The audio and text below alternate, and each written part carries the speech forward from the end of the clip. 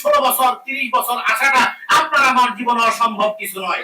ইমাম এবং খতিবদের সমন্বয়ে মত বিনিময় সভার সম্মানিত সভাপতি, প্রধান অতিথি এবং বিভিন্ন পর্যায়ে দায়িত্বশীল বৃন্দ, বিশেষ করে মঞ্চ ভূমিষ্ঠ আছেন বাইতুল মোকাররম জাতি মসজিদের সম্মানিত ইমাম মুহতারাম মুফতি মিজানুর রহমান হাফিজাহুল্লাহ, প্রিয় ভাই বন্ধু মানুষ, ডক্টর শফিকুল ইসলাম মাসুদ ভাই এবং অত্র আসনের এমপি পদপ্রার্থী হিসেবে যার নাম ঘোষণা হয়েছে অ্যাডভোকেট হেলাল ভাই সহ এবং মেজবাহুল উলুম কামিল মাদ্রাসার সম্মানিত প্রিন্সিপাল সহ আর অন্যান্য নেতৃবৃন্দ। এখানে লম্বা করে বলার তেমন কিছু নেই, শুধু একটি কথাই বলছি যে আসলে একটি পরিবারের মধ্যে 2 জন 3 জন 4 জন যদি ভাই হয়, এই 3-4 ভাইয়ের মত কিন্তু 3-4টা মতের হয়। রান্না বান্নার খাবারের ক্ষেত্রেও কিন্তু 3-4 জনের 3-4 রকমের মত হয়। যদি সংখ্যাটা আরো কমিয়ে আনি যে একাধিক সন্তান হলে তো একাধিক মত হবে।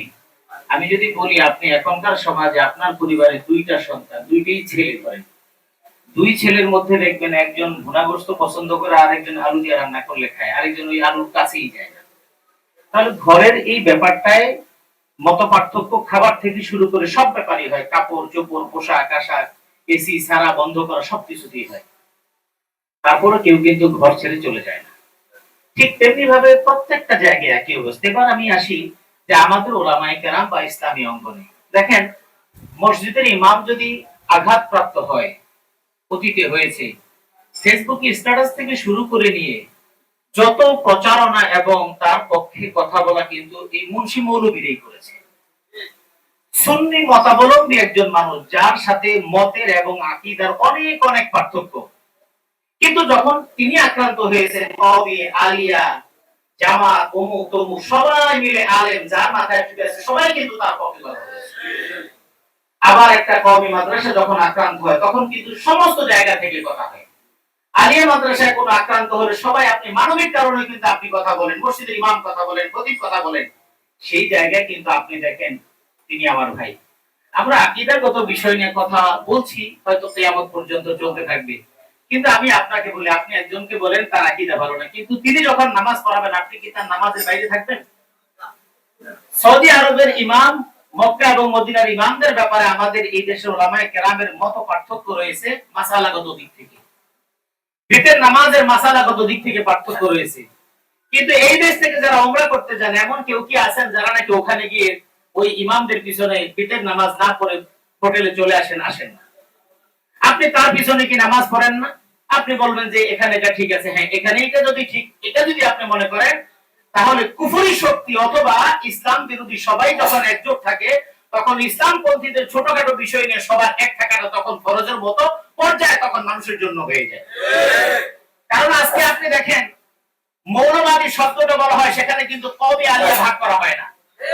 যখন নাকি রাজাকার শব্দ বলা হয় তখন কিন্তু কওমি আলিয়া সুন্নি ভাগ করা হয় না। তরকারি দোকানদার পর্যন্ত আপনাকে একটা কথা বললে রাজাকারের বাচ্চা বলবে, সে কিন্তু রাজাকার কি জিনিস নিজেও জানে না। তাহলে রাজাকার শব্দের দ্বারা কিন্তু আপনি একজন কওমি, আপনি একজন আলিয়া, আপনি একজন সুন্নি, আপনি যেই তরিকার হন না কেন এই শব্দের মধ্যে কিন্তু আপনিও পড়ে যান। এই 2024 সাল পরবর্তী এই সময় এসে স্বাধীনতা পরবর্তী 54 বছরে আজকের মতো এই সুবর্ণ সুযোগ বাংলাদেশের ইতিহাসে আসে নাই এবং হয়তো আর কোনোদিন আসার কোনো সম্ভাবনা নাই। আপনি খেয়াল করে দেখবেন, সমস্ত জায়গাগুলোতে ইসলাম বিরোধী যারাই রাজনীতি বিভিন্ন জায়গায় আছে, বিএনপি বলেন, আওয়ামী লীগ বলেন, জাতীয় পার্টি বলেন, তারপরে অমুক তমুক ছোটখাটো যা আছে, এরা কিন্তু সবাই কিন্তু ইসলামপন্থীদের বিরুদ্ধে। এখন আপনি বলবেন কিছু ইসলামপন্থী ভাইয়েরা, আমাদেরই ভাইয়েরা তো তাদের সাথে যাচ্ছে, হ্যাঁ যাক অসুবিধা নাই, কিন্তু এটা শুধু প্রয়োজনের তাগিদে ব্যবহার করা। প্রয়োজন যখন শেষ হয়ে যাবে তাদেরকে রাজাকার ট্যাগ দিতে, মৌলবাদী ট্যাগ দিতে এবং সুবিধাভোগী এই সেই জুটা পার্টি এই সেই বলতে কিন্তু একটু দেরি করবে না। এই জন্য আমার পক্ষ থেকে উদাত্ত আহ্বান যে আমাদের এই বিভ্রান্তিগুলো বা এই কথাগুলোকে আমরা একপাশে রেখে আসলে আমাদের বৃহত্তর ভাবে এই দেশের কল্যাণের স্বার্থে আমাদের এক হওয়া প্রয়োজন। এই ব্রিটিশ বিরোধী আন্দোলনের সময় হাজী শরীয়তুল্লাহ, হাফেজ নেসারউদ্দিন তিতুমির, ওনারা সমসাময়িক সময় আন্দোলনগুলো করেছিল। তখন এই দেশে কিন্তু অনেক পীর মাশায়েখরা এসেছেন, আমি নাম বলছি না, পীর মাশায়েখরাও ছিলেন। কিন্তু ব্রিটিশরা তাদেরকে এবং অনেক দরবেশ সুফিদেরকে বুঝিয়েছে যে ওদের মতো এই সমস্ত কাজ তোমাদের না, তোমরা ভালো, তোমরা দাওয়াত দাও, তোমরা ঘুরে ঘুরে দাওয়াত দাও। এটা কিন্তু আমি মুখস্থ বলতেছি না, আমি নিশ্চিত হয়ে বলতেছি। আপনি প্রয়োজনে এই ব্যাপারে পড়াশোনা করেন, হাজী শরীয়তুল্লাহর জীবনী পড়েন এবং আরো অন্যান্য সময়কারের যে পীর মাশায়েখ দরবেশ আছেন তাদের ইতিহাস পড়েন। যে কারণে ব্রিটিশরা আলেমদের মধ্যে ইসলামপন্থীদের মধ্যে দুইটা ভাগ করেছে। হাজী শরীয়তুল্লাহ থাকতে পারেন নাই, মহসিনুদ্দিন দুদুমিয়া থাকতে পারেন নাই বংশালে, তিনি বারবার চলে গেছেন মাদারীপুর শিবচরে, বারবার কারাবন্দী হয়েছেন। কিন্তু যাদেরকে তারা বুঝাতে পেরেছে তোমাদের এই কাজ না, তারা কিন্তু আরামে ছিলেন, দাওয়াত দিয়েছেন, বিভিন্ন কাজ করেছেন। আমরা যুগে যুগে এরকম এক পক্ষে বলবো ওরা খারাপ তুমি ভালো, কিন্তু ওরা খারাপ বলে এই দীর্ঘ 17 বছরে দেখেছেন এক পক্ষকে পিটানো শেষ হওয়ার পরে কিন্তু আরেক পক্ষকে পিটানো শুরু হয়েছে। মামলার কাগজ দিয়ে বাইতুল মুকাররমে 70 বছর 60 বছরের একজন বৃদ্ধ মুহাদ্দিস, তার নামে যখন মামলা রুজু করা হয়, ককটেল হাতে নিয়ে ব্যাটে নিয়ে তারপরে বিক্ষেপ করেছে।